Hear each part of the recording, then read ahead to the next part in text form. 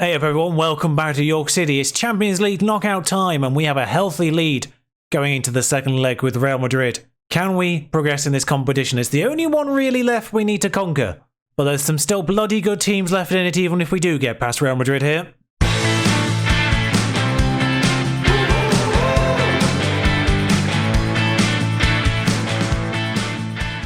Just the two games since we last met, a 3-1 victory at Swansea at the Liberty Stadium, where we largely rotated, it's got to be said, and came out with a 3-1 victory. Of course, they're towards the bottom of the Championship this season. They're not having a good old time down there. Our easy draws have actually run out as well by drawing Liverpool the next round. Depending on A, if we get past Real Madrid here, and B, where the next set of Champions League knockout rounds go, might bring you it, might not. Don't know. Chelsea beat Liverpool in the Carabao Cup final, by the way, which didn't actually align with this match at all in the end, after all. So I could have been there and it wouldn't have affected my Champions League-ness regardless. Irritating. And then of course the match at the Emirates to follow that later on. By the way, the fact that the other game in this round is Porto versus Roma is incredibly annoying, considering who we ended up drawing. No sir, he wasn't talking to you. Leave me alone. Not sure what triggered that. And yeah, there's one major issue and one minor issue at this stage. Bearing in mind the personnel that we have at the back these days. Yeah, the major issue is Victor Vidal is out. Laidlaw hasn't necessarily been impressive. We are at home, so I think we will opt with that one. By the way, I swear his in-game character was white and ginger at one point when we played him. So that absolutely threw me when I put his face on. Might be confusing him with the other Scottish player, Sibbald, of course, who's at Man United. So this will be the set of personnel I'm sending out to the York Community Stadium for this Real Madrid match. Christian will be in goal. I've forgotten to swap the fullbacks over. Saxton on the left. Azart with Rick and Shaunan on the right. Vidarson, Seri, Madeira, Laidlaw, Cantoro and Silva up front, of course. The most in form of our strikers, we shall say. Godoy has continued to be depressingly average of late and still maintains a 7 for the season though, bizarrely. Madeira gets the nod on that left-hand side just because of form more than anything. Which is a weird sentence to be saying considering how much we hated him a few years ago. Hate's a strong word, but yeah, we were very incredibly unimpressed at the time. Now, of course, you get to see this Real Madrid side for the first time. There's Declan Rice. Renier, of course, we highlighted last time out. Courtois still in goal. He's got to be 40. 38, nearly. I do love the fact that pretty much every major goalkeeper just persists to Buffon levels of longevity regardless of how slow they get, and it doesn't affect their actual goalkeeping ability in any way, shape or form. Apparently having an agility of 6 means you still have reflexes of 17. Absolute nonsense. Like, I get the rest of them for the most part. Like, your aerial reach still technically as far as you could possibly get, but reflexes should really be linked with agility and its decline as a result. So, but they've got some very good players. Militao still there. The Australian Nathan Leggett often pips Shaunan to Asian Player of the Year, although Shaunan's had it the last few. Clemente, of course. I mean, he's even got that. He's even consistent and relishes big matches. He is perfect. Also, Chelsea's Parisi moved here a few years ago. I don't know if I ever mentioned it, but yeah. Same kind of deal as well. Consistent, big matches.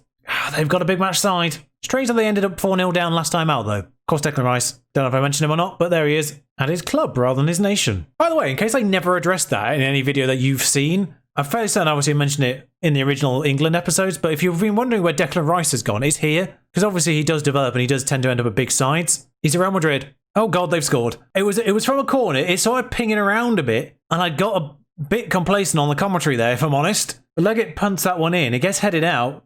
Bounces. Actually, Parisi has a shot and it just ricochets off the defender straight to Romero. It's super unfortunate. Now I see it in 3D. Christian remains the highest rated player on my side after 2 minutes and conceding a goal. His rating's actually higher than Courtois, who hasn't conceded. They are all over us. Right. Why is this happening? We absolutely annihilated. Oh, that's a lucky goal for us in return.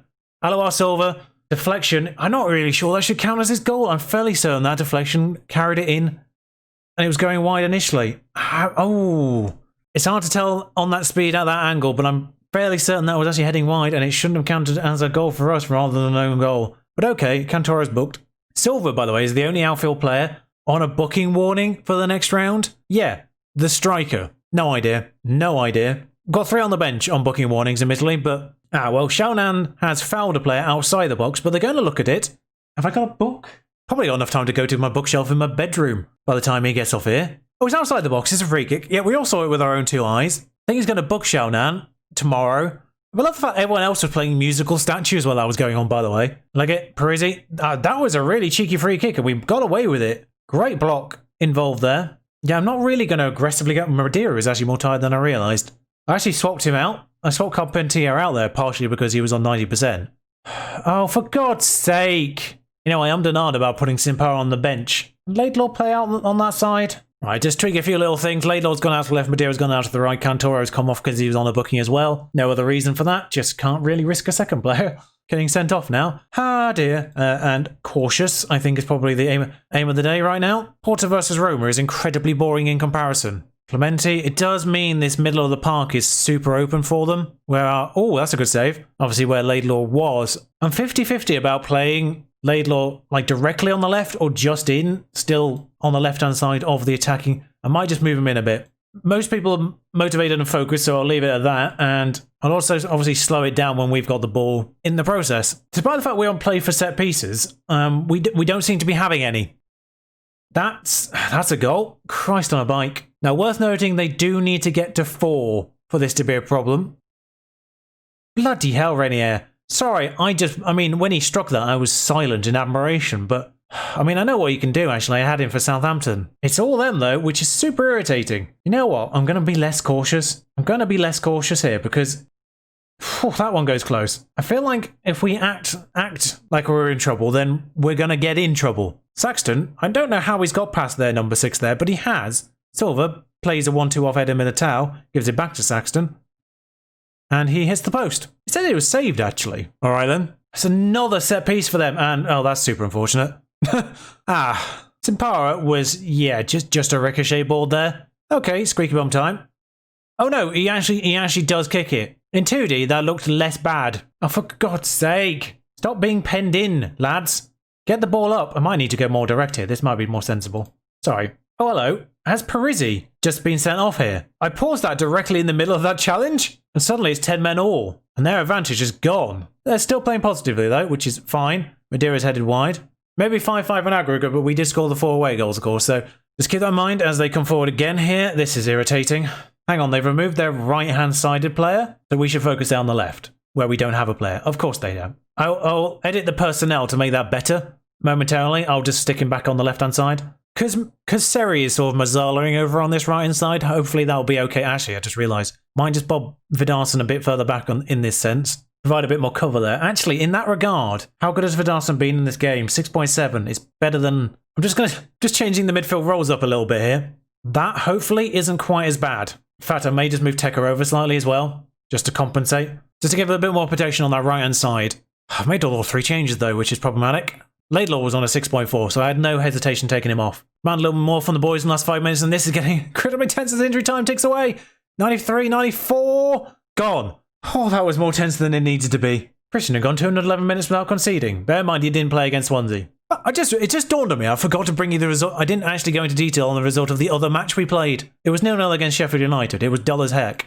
And does give the teams behind us an opportunity to close the gap a little bit, actually. Unbelievable game. Unbelievable. I'm just realising we have no right backs for the next game. The Premier League looks a little bit like this. Arsenal 3 points behind, of course. We play them next, so that's going to be fun. Much better goal difference for the time being. By the way, in case you're wondering, obviously last year I mentioned a lot of talk about youth intake poaching. In case you don't really know what that is, if you go on to, say, Europe, for instance, you can do it on World, but I just leave on Europe. Just because obviously that's when the March youth intakes tend to be in Europe. The South American ones are sort of September, October time. I always forget about those ones if I'm completely honest. But if you go on to transfers and then youth intake, and then just arrange it by date, so the most recent ones are at the top, you can end up pinching the ones that have just come through. I've actually missed one this year. So far, there's not had a lot of them. It's Germany tends to come in first. The only one I would have been tempted by is this guy at Salzburg, but he's already signed a contract with them. And because he's at Salzburg, he definitely would have come.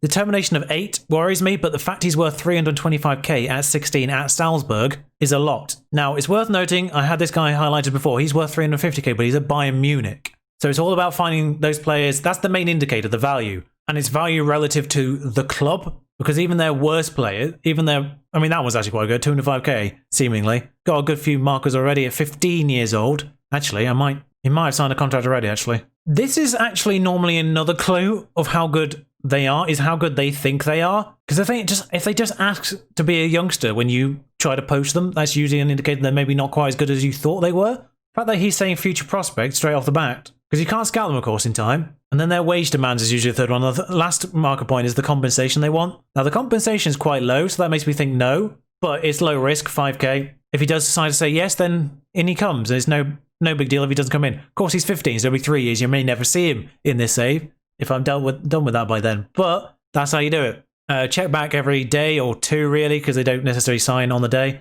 Some clubs sign them straight away on the same day, so you do lose out. But yeah, check back every day, basically, and then pinch the ones that take your fancy. That's what we do. Just remember value relative to their club, because some of the lower clubs could have players that are worth like 150k, 100k, but then their normal players might be worth 2, 3, 4.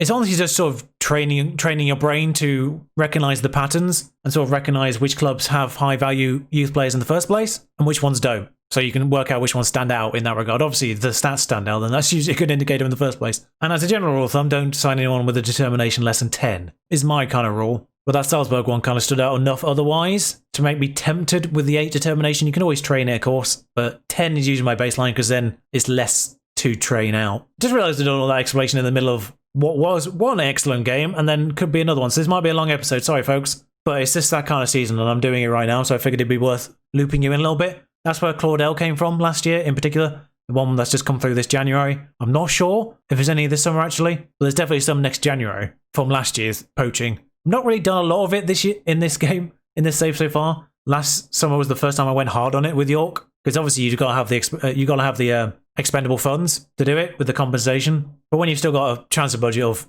30 million or so, you can just go ham, really. The compensations are 2, 3, 4 million a pop, so you can get a good dozen, really, almost. Speaking of Claudel, by the way, I accidentally did him dirty a moment ago by moving him into the under-23s. I meant to just make him available to the under-23s. Yeah, he got upset at that because he was already upset that Scott Parkinson was taking his pace, which he didn't even have in the team. Sometimes these youth players have ideas above their station of how good they are currently. Does get problematic, particularly when you're trying to register teams for the Champions League in particular. Yeah, I had that issue with Southampton several times. I had 3 youth players who kicked off every single time because I didn't register them in the Champions League, and they weren't automatically discounted from registration. Just be prepared for that. They will kick off, some of them. Football Manager's fun sometimes. This is the other kind of poaching. I'm not going to do this guy because I don't think he's good enough. I've not scouted him yet, but I just thought I'd have a quick nosy around in the international teams because I know there was one last time I did this. I can't remember where it was. I think he's moved now. But this is how I got Xiaonan. Go through international teams, and every now and then, someone is generated into nowhere. He has no career club so far, and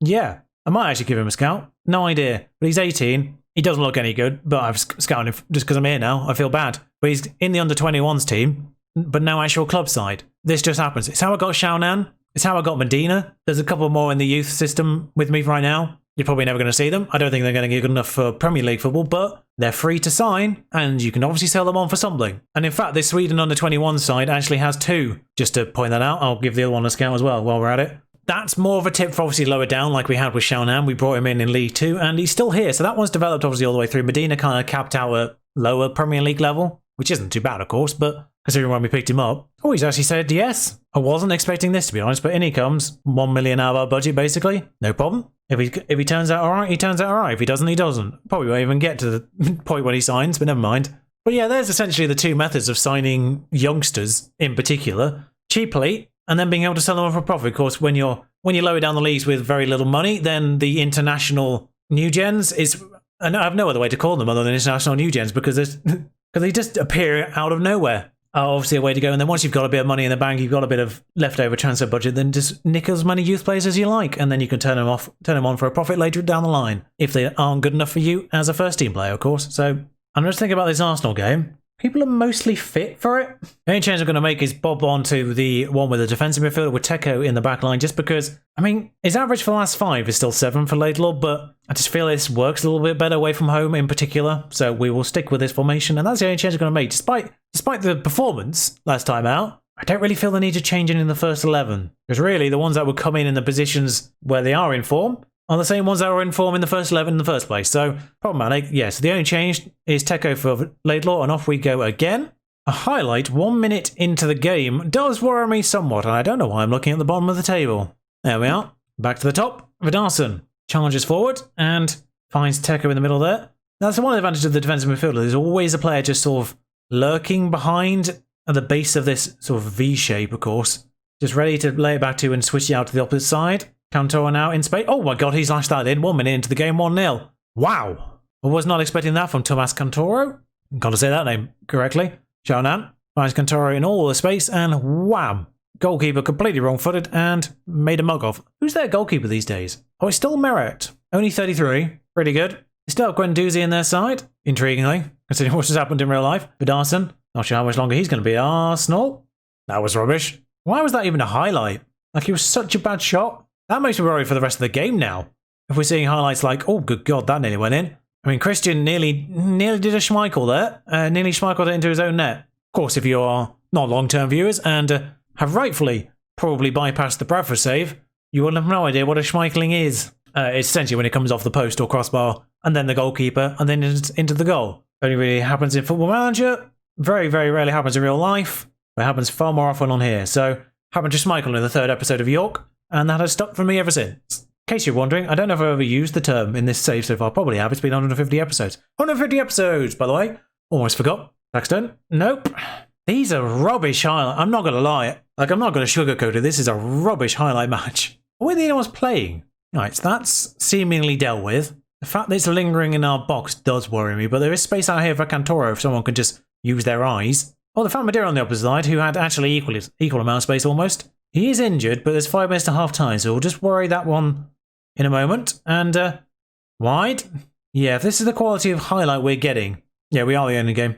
I have to say, for the team that are in second, and I'm not very good run, of course, because they were nowhere near second in sort of December time. They're actually doing the opposite of Arsenal normally, I've just realised. Fairly average first bit, and then they just kicked on the second half of this season. That's very unlike Arsenal. Oh yeah, Madeira. Just realised I still have a goalkeeper on the bench. That was not something I was meant to do for the Premier League game. I keep them on for the knockout stages of competitions because, yeah, I mean, if you end up with a goalkeeper, you're stuffed, aren't you? So, Premier League, it's just 1 match in 38, probably. Knockout stages of a competition, you're done for. But Baxter has a nice day out here in London at the very least, so enjoy. Go see the Tower of London when you're done.